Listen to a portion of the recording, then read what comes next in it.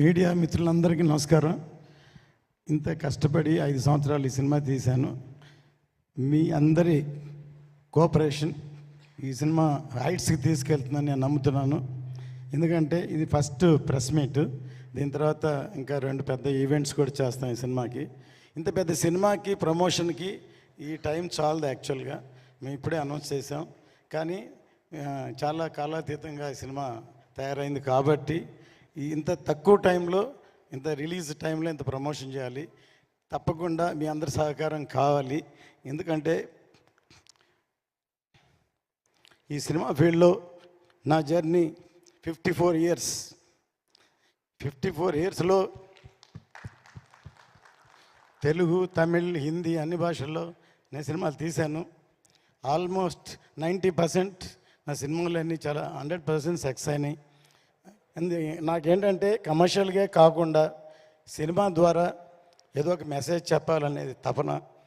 వాటిల్లో వచ్చిందే భారతీయుడు, ఒకే ఒకడు, హిందీలో నాయక్, ఇప్పుడు ఈ హరిహర వీరమల్లు. ఎంటర్టైన్మెంట్తో పాటు ఖుషి లాంటి సినిమాలు, బృందావన్ కాలం లాంటి సినిమాలు, అలాంటి సినిమాలు తీశాను. కానీ మాకు మీడియా చాలా పవర్ఫుల్, మీకు తెలుసు. దానివల్ల మనంతు ఎంతో కొంత మెసేజ్ చెప్పాలనేదే నా ఉద్దేశం. అందుకనే అందులోంచే భారతీయుడు పుట్టింది, ఇవాళ హరిహర వీరమల్లు పుట్టింది.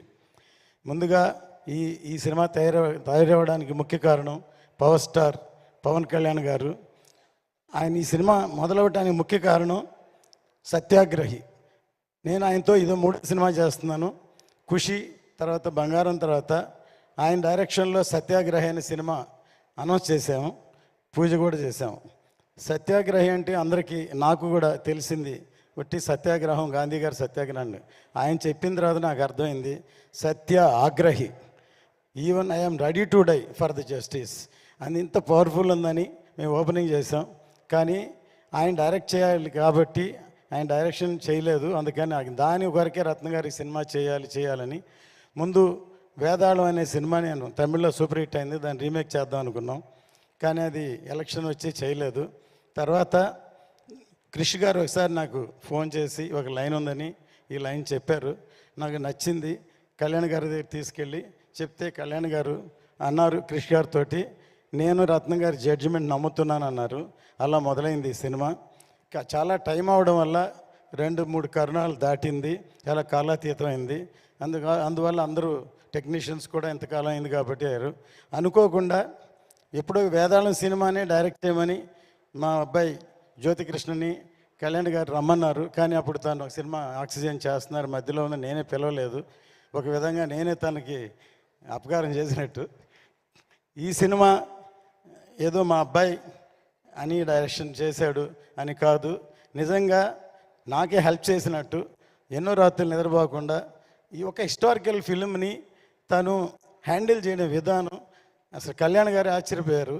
ఎందుకంటే తను +2 చదువుతున్నప్పుడే మన స్నేహం కోసం సబ్జెక్ట్ చెప్పి తమిళ్లో శరత్ కుమార్తో తీసాం. తను లండన్లో వేల్స్ యూనివర్సిటీలో చదువుకున్నాడు. ఇప్పటి వరకు అవకాశం దొరకలేదు. అంటే నేను ప్రొడ్యూసర్గా ఉన్నా, నా పనిలో నేను ఉన్నాను. కానీ ఈ సినిమాతో తనేంటో నిరూపించాడు. ఇప్పుడు ఈ ట్రైలరు బ్యాక్గ్రౌండ్ కిరవాణి గారు ఎంత అద్భుతంగా సాంగ్ చేశారు. సాంగ్ మీ సినిమా కోసం చేస్తే దాని ఉన్న బ్యాక్గ్రౌండ్స్ అన్ని తీర్చి ఇలా ఈ ట్రైలర్ తయారు చేశాడు. కళ్యాణ్ గారికి చాలా బాగా నచ్చింది. నిన్న వచ్చి కళ్యాణ్ గారిని అభినందించారు. అంత గొప్పగా ఈ సాంగ్ ఉంది. మీ అందరికీ నచ్చిందా ఈ సాంగ్? ఫస్ట్ చెప్పండి. ఇది చాలా బాగా ఒక ట్రైలర్ లాగా ఉంది ఈ సాంగు. ఖచ్చితంగా 12వ తారీఖు థియేటర్లో వస్తుంది. ఫస్ట్ ఖుషి టైంలో హిందీలో డబ్ చేయమని కళ్యాణ్ గారు నన్ను అడిగారు. నేను ఇది ఓన్లీ తెలుగు వరకే అని చెప్పాను. కానీ ఈ సబ్జెక్ట్ ఎందుకంటే పాన్ ఇండియా సబ్జెక్ట్ కాబట్టి అందుకని పాన్ ఇండియా అని అనౌన్స్ చేసాం. సౌత్ కంటే నార్త్కి ఎక్కువ కనెక్ట్ అవుతుందని నమ్మకం. ఇది హిందీలో చాలా బాగా క్లిక్ అవుతుందని, ఇక్కడ ఎలాగో పవర్ స్టార్ గారు ఉన్నారు, హిందీ పెద్ద హిట్ అవ్వాలని కోరుకుంటాం. ఇందులో బాబీ డియోల్ ఇందులో మెయిన్ రోల్ యాక్ట్ చేశారు. ఇందులో ఈ సినిమాకి పనిచేసిన అందరి టెక్నీషియన్లకి ఈ సభాముఖంగా నేను థ్యాంక్స్ చెప్తున్నాను. ప్రతి ఒక్కళ్ళు కష్టపడ్డారు. హాలీవుడ్ ఫిలింకి 2 డైరెక్టర్లు 3 డైరెక్టర్లు ఉన్నట్టు ఈ సినిమాకు కూడా 2 డైరెక్టర్లు డైరెక్ట్ చేశారు. ఈ సినిమాకి మేజర్ పార్ట్ ఇప్పుడు జ్యోతికృష్ణ చేశాడు. ఇప్పుడు మీరు ట్రైలర్ చూశారు.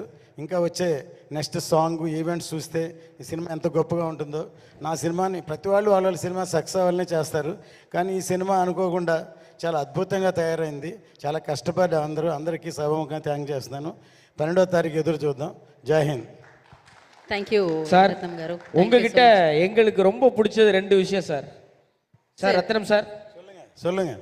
ஒன்று உங்களுடைய நாணயம், ஃபினான்ஸை மட்டும் சொல்லலை சார், உங்கள் நேர்மையை சொன்னேன்.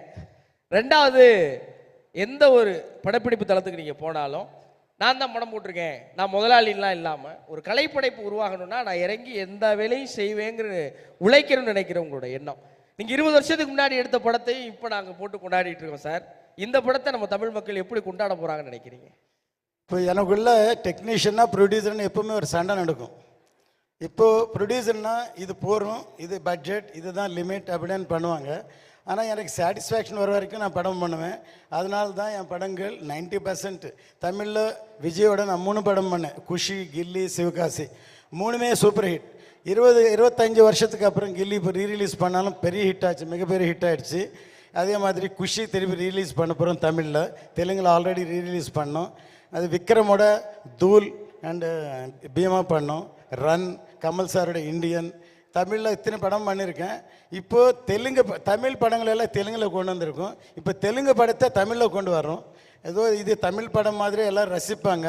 ஏன்னா எல்லாருக்கும் இப்போ இருக்கிற மூமெண்ட், ப்ரெசென்ட்டு, நாட்டுடைய சுச்சுவேஷன் இந்த படத்துக்கு பயங்கரமாக ஆப்டாகவும் நான் நினைக்கிறேன். ஒவ்வொருத்தருக்கும் அந்த அந்த உணர்வு கிரியேட்டும் இந்த படம் பார்த்தேன், இந்த சாங்கு பார்த்தாலும். கண்டிப்பாக தமிழையும் எல்லாம் सबको मैं ये पिक्चर के बारे में मैं हिंदी प्रोड्यूसर नायक पिक्चर बनाया मैंने. नायक और तेजस्विनी 2 पिक्चर बनाया मैंने. दोनों अच्छा चल गया और हिंदुस्तानी भी हिंदी में डब किया. अभी ये पिक्चर भी हरिहर वीरमल में नाम से हिंदी में आ रहा है. सब हिंदी में नॉर्थ इंडिया बहुत अच्छा कनेक्ट हो जाएगा. I think so. All the best. Thank you.